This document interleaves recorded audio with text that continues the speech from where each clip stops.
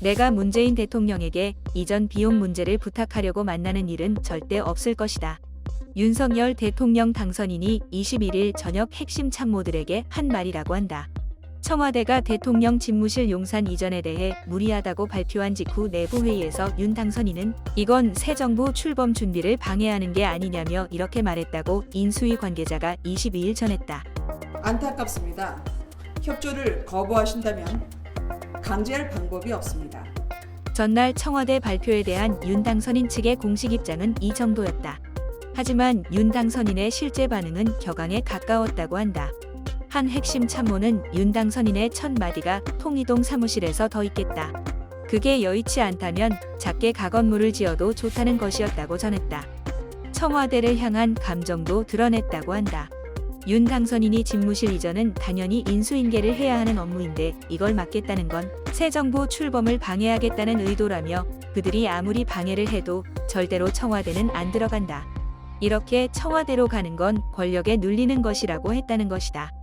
윤 당선인은 문 대통령과의 회동에 대해서도 대통령실 이전 비용 등을 협상하기 위해 문 대통령을 만나는 건 안 하겠다, 필요 없다고 여러 차례 강조했다고 한다. 이날 윤 당선인 주변에서도 청와대의 대선 불복, 문재인 정부가 안보 운운하는 것 자체가 역겹다는 식의 격앙된 반응이 쏟아졌다.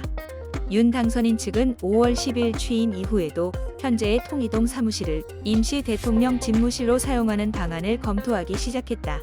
윤 당선인 측 핵심 관계자는 문 대통령이 예비비를 끝까지 처리해주지 않으면 7월 중순까지 통이동에 머물다 용산 새 집무실로 이동할 수밖에 없다고 전망했다.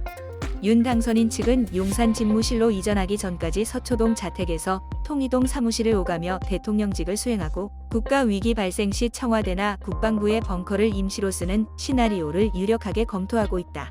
정치권에선 친구 권력의 정면 충돌로 비화하는 현재의 난맥상은 문 대통령과 윤 당선인이 만나야 풀릴 것이란 관측이 지배적이다. 양측 간에는 냉기류가 흐르지만 접점을 모색하려는 발언들도 나온다. 박수현 청와대 국민소통수석은 이날 CBS 라디오에서 용산 이전을 반대하지 않는다며 안보 공백에 대한 대안이 있어야 한다는 것이지 청와대가 국민 곁으로 가겠다는 걸 반대한 적은 없다고 말했다. 이번 주 회동 가능성에 대해서도 그렇게 되기를 바라고 노력하고 있다고 답했다.